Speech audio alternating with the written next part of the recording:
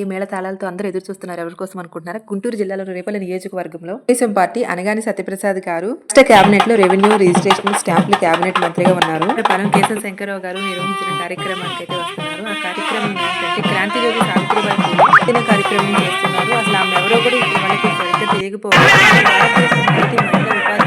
ఎన్నో మహిళల కోసం, విద్యార్థుల కోసం పోరాడడం, ఉపాధ్యాయులే కాదు సంఘ సంస్కర్త, కవయిత్రి పిల్లల విద్య కోసం పోరాడడానికి తలుచుకుంటూ ఈ రోజు అయితే అనగాని సత్యప్రసాద్ గారు కూడా ఇక్కడికి రావడం, ఆయనకి చిరు సన్మానం చేస్తూ స్వాగతం పలుకుతున్నారు. ఈ మండలం నుంచి ఎక్కడెక్కడ ఉపాధ్యాయులు మహిళలు అందరూ కూడా ఇక్కడికి వచ్చారు. వాళ్ళకైతే ఈ సన్మానం జరుగుతుంది. చూసేద్దాం.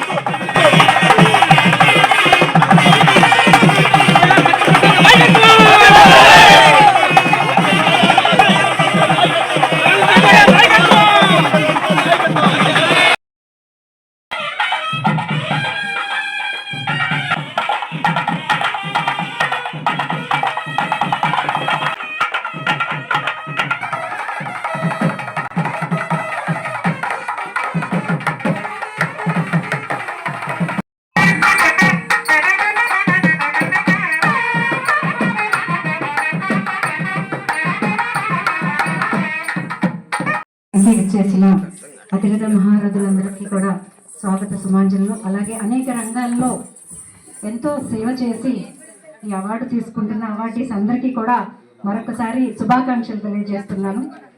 అలాగే ఈనాటి కార్యక్రమంలో సకల కళల సమాహార సాంస్కృతిక చైతన్యం ఇందు సంగీతం, సాహిత్యంతో పాటు నృత్యం చేస్తుంది. అటువంటి కూచిపూడి నృత్యాన్ని ఇటువంటి కార్యక్రమాల్లో ఏర్పాటు చేసి పిల్లల్ని కూడా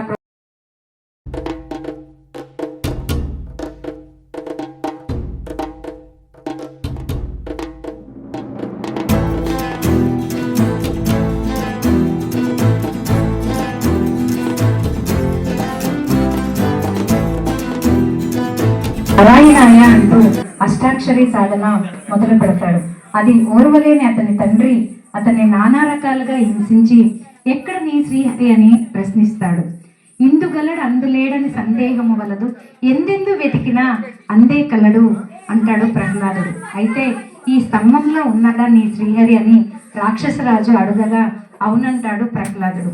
అప్పుడు గదతో స్తంభం మీద గట్టిగా మోదగా ఆకాశం బద్దలైనట్లుగా మహోగ్ర రూపమైన నారసింహుడు ప్రత్యక్షమవుతాడు. ఇది నారసింహ అవతారం యొక్క విశిష్టత. అప్పుడు ఆ నారసింహుడు ఆ రాక్షసరాజుని ఆయుధమని చెప్పలేని గోళ్లతో ఇంటా బయట కాకుండా గుమ్మం మీద పగలు రాత్రి కానీ సాయం సమయంలో సంహరిస్తాడు. అది నారసింహ అవతారం యొక్క విశిష్టత. అంత గొప్ప విశిష్టత ఉన్న భక్త ప్రహ్లాద చరితాన్ని మా చిరంజీవులు మీ ముందు ప్రదర్శించడానికి సిద్ధంగా ఉన్నారు. ఎందుకంటే భగవంతుడు ఎల్లవేళలా ఎల్లకాలంలో మనల్ని కాపాడటానికి అటువంటి మహనీయులనైనా పంపించి సిద్ధంగా ఉంటాడు. ఎందుకంటే పోతన గారు భాగవతంలో చెప్పారు, భగవంతుడు ఎలా వస్తాడంటే సిరికించెప్పుడు శంఖ చక్ర యుగంపు చేదోయి సంధింపడు, ఏ పరివారంపు జీరడబ్రకపతిం వన్నింపడు, ఆకర్ణికాంతర దమ్మిల్లము జొక్కనొత్తడు, శ్రీకృచో పరిచాలాంచలమైన వీరడు గజప్రాణ వనోత్సాహి. అంటే అంత వేగంగా భగవంతుడు మనల్ని అంటే శంకుచక్రాలు పూనకుండా, లక్ష్మీదేవికి చెప్పకుండా ఆర్తితో ఆర్జించిన పిలిచిన వెంటనే వచ్చేస్తాడని భాగవతంలో పోతన గారు చెప్పాడు. ఎందుకంటే 5 సంవత్సరాల పిల్లవాడు పిలిచిన వచ్చేసాడు, 6 సంవత్సరాల దేవుడు పిలిచినా వచ్చాడు, నోరు లేని ఏనుగు పిలిచినా కూడా వచ్చాడు. ఎందుకంటే మనల్ని కాపాడుతారు అన్న ఒక ధైర్యం మనకి భగవంతుడు మనకి కల్పిస్తాడు. అది భక్త ప్రహ్లాద నృత్యాంశంలో ఈ పిల్లలు మీ ముందు ప్రదర్శించడానికి సిద్ధంగా ఉన్నారు. Thank you.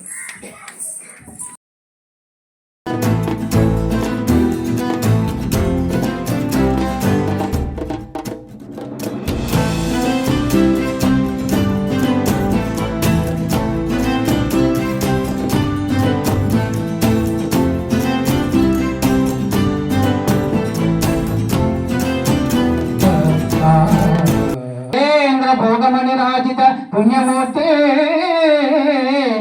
యోగీశ శాశ్వత శరణ్య భవాబ్ది పోదా లక్ష్మీ నృసింహ మమ దేహి కరావలంబో, లక్ష్మీ నృసింహ మమ దేహి కరావలంబో.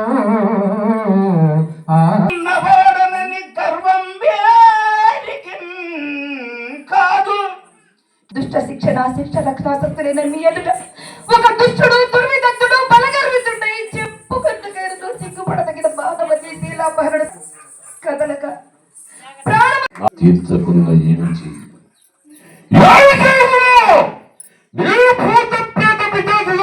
భూమట్టము చేసేదను నీ ప్రభుత్వ కట్టగట్టి మరి పరాక్రమాన్ని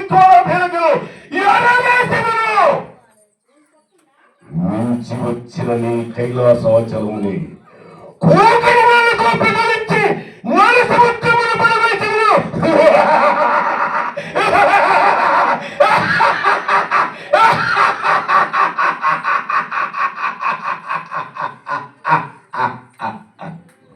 సప్తసాగర వేలావలయిత వసుంధర వలయంబటి గల్ల ఏక ఛత్రాధిపత్యమును వహించి అప్రదీప ప్రదోపముల చండ శాస్త్రుండగలవారు నా ఎట్టి రాజన్ని చూడమని అవనికి హాయప్పను దుర్మరణములకు అంగీకరించును.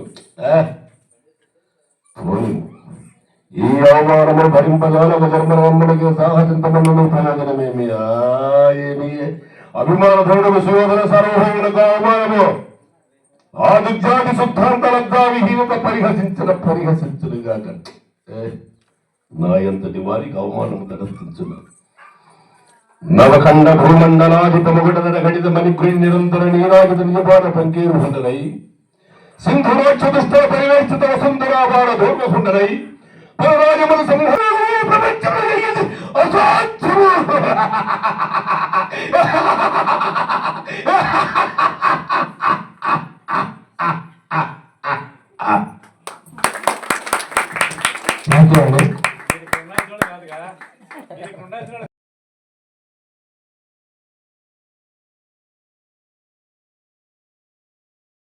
నేను పనిచేస్తున్న ప్లేస్లో శంకర్రావు గారి ఊర్లో వచ్చి ఇక్కడ ఈ కార్యక్రమం పార్టిసిపేట్ చేయడం చాలా సంతోషంగా ఉంది.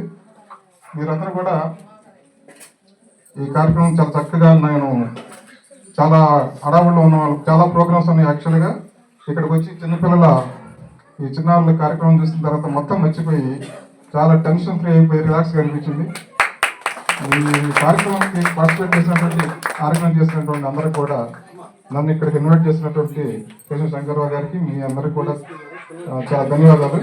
థ్యాంక్ యూ అండి. Thank you.